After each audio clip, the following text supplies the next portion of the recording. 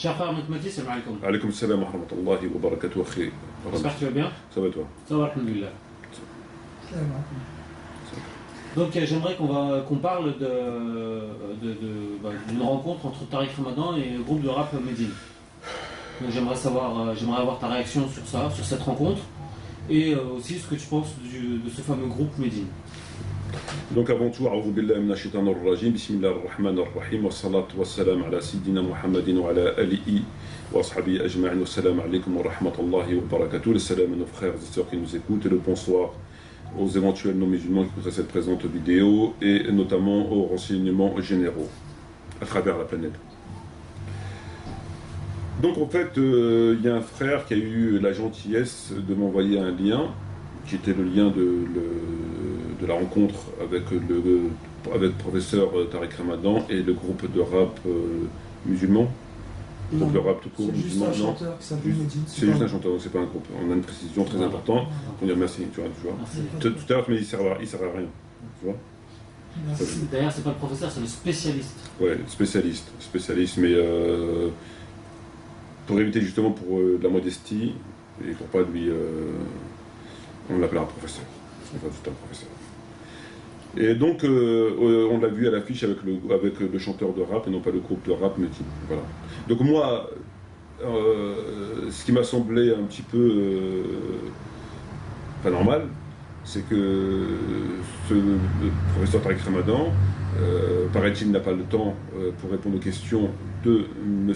Metmati, de l'élève M. Metmati, enfin petit élève de M. Metmati, et d'autres personnes qui lui posèrent des questions, des pros et des anti-Ramadan. Il n'a pas le temps, nous ont-ils dit, c'est bien ce qu'ils nous ont dit, mais par contre il a le temps d'aller se mettre à l'affiche avec un chanteur de yo-yo, tranquille la famille. C'est ça. Qu'est-ce que tu penses de... Si.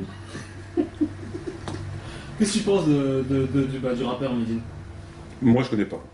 J'ai vu tout à l'heure sur un petit peu, mais je ne connaissais pas du tout. Ben moi je pense que le rap ça n'a rien à voir, la musique n'a rien à voir avec l'islam, donc ça n'a rien à voir avec la musique en général, et le rap encore moins. Et le rap français encore moins. Donc je pense que le rap et la musique n'a rien à voir avec l'islam. C'est deux choses qui sont complètement opposées, mais vraiment opposées. Je vais en profiter pour te poser maintenant la question que je voulais te poser plus tard. Qu'est-ce que tu penses de la musique en islam? Moi, je pense que la musique, c'est au moins réprouvé. C'est quelque chose qui n'a aucun rapport avec l'islam, qui n'a aucun rapport avec l'état d'esprit d'un musulman, et qui ne peut que lui porter préjudice dans sa foi. Voilà. C'est une espèce de... Ça l'attire vers d'autres horizons qui ne sont pas forcément ceux que le musulman recherche, la vocation qu'il a à la recherche de Dieu. Voilà. Donc moi, je pense que c'est pas une bonne chose. Sans parler bien sûr de l'interdit, parce que l'interdit c'est quelque chose qui c'est un terme qui est assez important, puisqu'il engendre forcément la punition d'Allah. C'est quelque chose, donc sans parler d'interdit. Je laisse les savants répondre à cette question. D'accord. Donc pour toi, ce que tu m'as dit, c'est que ça n'a au moins rien à voir avec l'islam. Ah, non, ça n'a rien à voir avec l'islam. D'accord, ça n'a rien à voir avec l'islam. Et le nom, le choix du nom? Le choix du nom, je pense que c'est marketing. Je pense que c'est pour toucher la fibre religieuse chez les gens de confession arabo-musulman qui ne connaissent pas bien la religion. Donc c'est ce que font, ils le font souvent. Medine, donc avec du prophète, avec du rap, on ne voit pas très bien le rapport. Je pense pas que, je ne sais pas si le prophète aurait accepté qu'un groupe de rap, enfin un chanteur de rap porte, je ne pense pas. Lorsque tu vois les rappeurs qui ne sont pas musulmans, comme les différents groupes de rap qui parlent des banlieues, etc., c'est pareil, hein, c'est exactement la même chose. Donc on parle des banlieues, de la misère des banlieues, de la délinquance, etc. Et eux, à côté de ça, qu'est-ce qu'ils font? C'est qu'ils s'en mettent plein les poches, qui roulent en grosse voiture, etc. Et que les jeunes, eux, ils ont quoi? Ils ont rien. Ils se retrouvent en prison, ils se retrouvent dans la misère, ils se retrouvent encore avec plus de précarité, parce que ça les incite. Lorsque tu vois le cas, pour revenir aux questions islamiques, sur Meka-Cola, par un certain Makloufi, quelque chose comme ça, Meka-Cola, donc il donne son nom d'une boisson, mec, à une boisson, qui est d'ailleurs infecte, et en plus, au-delà de ça, c'est qu'il nous demandait de boire intelligent, et qui reversait 10% aux Palestiniens à travers des fournitures scolaires. Là, quand tu réfléchis sur tout ça, tu te rends compte que c'est inconsistant. C'est inconsistant, verser 10% en fourniture scolaire à nos frères palestiniens, aux élèves palestiniens, aux enfants palestiniens, mais à côté de ça, verser 30 ou 40% d'impôts à l'État français ou à d'autres États qui, eux, n'achèteront pas forcément des fournitures scolaires, mais plutôt, et entre autres, de l'armement. Tu pèses le pour et le contre. Je veux dire, c'est plus négatif que positif. Mais c'est marketing. On se sert de termes religieux pour toucher de la fibre patriotique, la fibre religieuse, tout simplement. Ça devient de plus en plus fréquent. Et je pense même que ça fait partie des signes avant-coureurs de la fin des temps. D'accord. Pour en revenir à Medine, c'est pas tout simplement une conviction, de la conviction, de la foi. Non, enfin, son choix personnel de s'appeler Medine. Peut-être qu'il est ignorant et qu'il n'aurait pas dû, mais venant de lui, c'est peut-être juste un choix personnel. Donc c'est une conviction. Un choix personnel de quoi? Enfin, c'est d'afficher sa conviction musulmane de s'appeler Medine. C'est pas forcément du marketing. D'afficher sa conviction musulmane, c'est plus Médine. Parce qu'il faut qu'il l'affiche. Il l'affiche bien avec sa barbe, avec son prénom. Tu peux pas te permettre. Tu peux pas te permettre, quand tu sors du cadre de la religion, à travers différents sujets, à travers différentes activités, de porter une étiquette religieuse. Tu ne peux pas te permettre. C'est comme si une femme, une demoiselle portait le hijab et elle mettait une mini-jupe. C'est comme si quelqu'un portait une barbe et avec une apparence musulman et faisait des trucs bizarres. Tu ne peux pas te permettre. Donc le rap, la musique n'a rien à voir avec l'islam. Donc il faut laisser, à ce moment-là, il faut laisser l'islam tranquille. Ça n'a aucun rapport. Voilà. Donc il faut pas. Ce mélange des genres, il est négatif. Ça n'a aucun rapport. C'est tout. Ça n'a aucun rapport. Je vais encore insister, entre guillemets, mais c'est un moyen d'expression que les jeunes ont aujourd'hui, le rap. Donc pourquoi pas leur faire passer un message comme ça, s'ils l'écoutent? Parce que on ne peut pas se permettre de faire passer, de véhiculer l'islam à travers n'importe quel support. Dans ces cas-là, on peut faire beaucoup de choses et on va dire c'est pour faire passer un message. Pour que ton support il soit accepté, il soit toléré, il faut qu'il soit au moins, il ne soit pas en contradiction avec les textes. Or, la musique est en contradiction avec les textes. Donc je ne peux pas accepter de ce support-là. C'est un support qui n'est pas accepté dans la religion. Les gens ont besoin d'un islam, et non seulement d'un islam, mais d'un islam vrai, d'un islam authentique, pas d'un islam où tu fais de la musique et tu cries, et tu parles de Guantanamo, etc. Ça apporte quoi, ça, à la jeunesse musulmane? Que ça apporte quoi? Il y a quoi de scientifique là-dedans? C'est quoi? C'est uniquement faire naître en eux une espèce de réaction révolutionnaire qui s'éteindra quelques minutes après, lorsqu'ils seront revenus à la réalité. Voilà, c'est tout. Les gens, ils n'ont pas besoin de ça. Les gens, ils ont besoin de science. Les gens, ils ont besoin d'apprendre leur religion à travers les textes et à travers des supports qui sont conformes à la religion, ou tout de moins qui ne sont pas condamnés par la religion, pas blablables. Et c'est pas le cas de la musique. Ça n'a rien à voir. C'est tout. Voilà. Et que c'était une argument de Tariq Ramadan qui s'affiche avec ce chanteur de rap ou avec d'autres, et alors que dans le même temps il dit qu'il n'a pas le temps, je trouve ça extrêmement lamentable, et c'est une preuve, en plus, si preuve il y avait besoin, de démontrer qu'il est perfide. Je veux dire, il passe son temps à discuter avec des journalistes non musulmans, avec des politiciens non musulmans, avec des chanteurs, et lorsque des musulmans lui adressent des questions, il n'a même pas la politesse de répondre, il refuse. Et lorsqu'on lui demande des comptes sur ses textes, qu'est-ce que ça veut dire? Demain, il va chanter avec Céline Dion. Demain, c'est quoi c'est quoi? Qu'est-ce que ça veut dire, ça? De qui se moque-t-on? C'est pas sérieux. Et c'est une preuve supplémentaire qu'il n'a absolument aucun respect, ni pour la religion, ni pour les musulmans et les musulmanes. Moi, je trouve ça indécent. Je trouve ça indécent. Il faut croire qu'il y a des gens que lorsqu'ils voient une femme, ils perdent la tête. D'autres, lorsqu'ils voient de l'argent, ils perdent la tête. Lui, dès qu'il voit un micro, une caméra, il devient fou. Il pète les plombs. C'est plus fort que lui. Il faut qu'il s'affiche. N'importe qui l'invite, il y va. C'est plus fort que lui. C'est plus fort que lui. C'est une maladie. Mais c'est très bien. Les gens voient. Les gens voient, les gens se rendent compte. C'est très bien. Mais en fait, M. Tariq Ramadan ratisse large, quoi. Dès qu'il y a une caméra, dès qu'il y a un micro, il est là. Que ce soit je sais pas, il est là, voilà. Dès qu'on parle de près ou de loin de l'islam... Et dès qu'on parle de près ou de loin de l'islam, il n'est plus là. Voilà.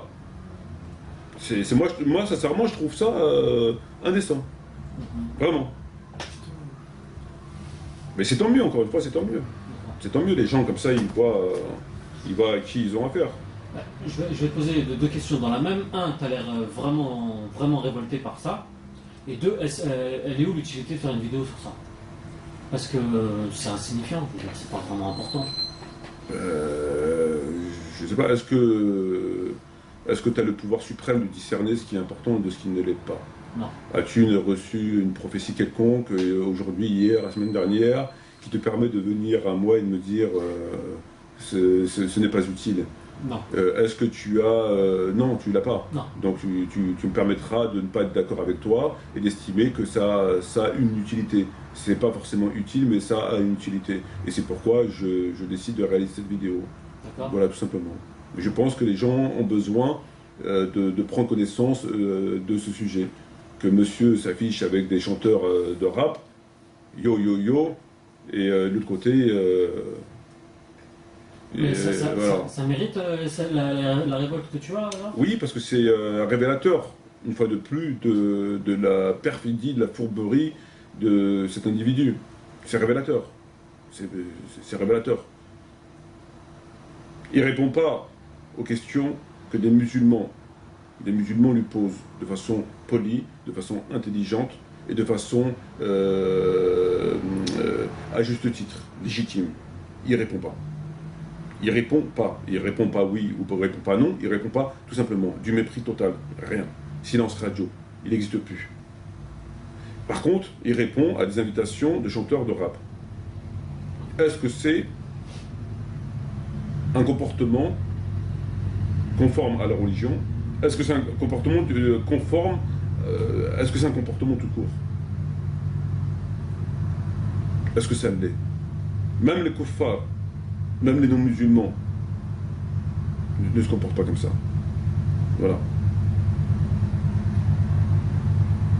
Et c'est cette personne-là qui passe son temps à donner des leçons de morale, de justice, et j'en passe aux musulmans et au reste de l'humanité.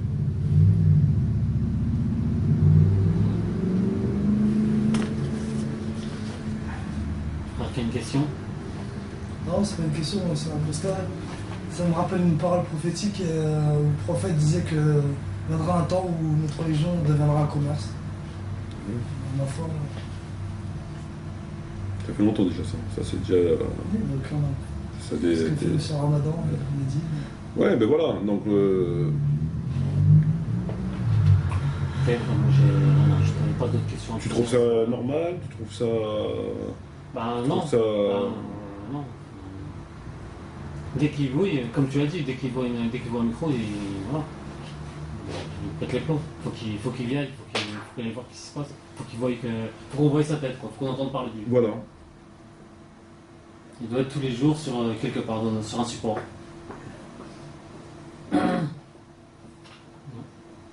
Moi, je trouve vraiment ça très respectueux, très déplacé de sa part. Même si on sait à travers plein de choses que le respect, l'intégrité, la véracité ne sont pas les points forts de M. Tarek Ramadan, mais quand même moi je trouve ça très désagréable. C'est vraiment du mépris à l'encontre des musulmans, à l'encontre de... Je trouve ça vraiment très bas, très, très fourbe. Voilà. Les gens ont besoin que ce monsieur s'explique sur un certain nombre de ses textes et sur le message qui passe son temps à propager à travers la planète. Les gens lui ont adressé des questions, les gens lui adressent des questions, les gens attendent des réponses. Aucune réaction. Aucune. Rien. Par contre, pour aller parler avec Zemmour, Ardisson, Medine, etc., et là, il n'y a pas besoin de la paix de foi. Il n'y a pas besoin de la paix de foi. Voilà. Ça veut strictement tout dire. Dans ces cas-là, qui change son titre, et qui se met lui aussi à rapper, ou qui se met lui à faire du slam, ou qui se met lui à... Voilà. Et le problème, il est réglé. Ok. Voilà. Je te remercie, mon frère. De rien, d'autres questions? Non, pas d'autres questions. Pas de questions, frère Mohamed, de rien, pas de... non. Tout à l'heure, tu t'interrogeais sur le fait de mélanger. Le fait de mélanger le la verbe de Dieu, les Ouais. paroles prophétiques avec des obscénités à côté dans le rap. Moi, je sais pas si. Ma question. C'est une question?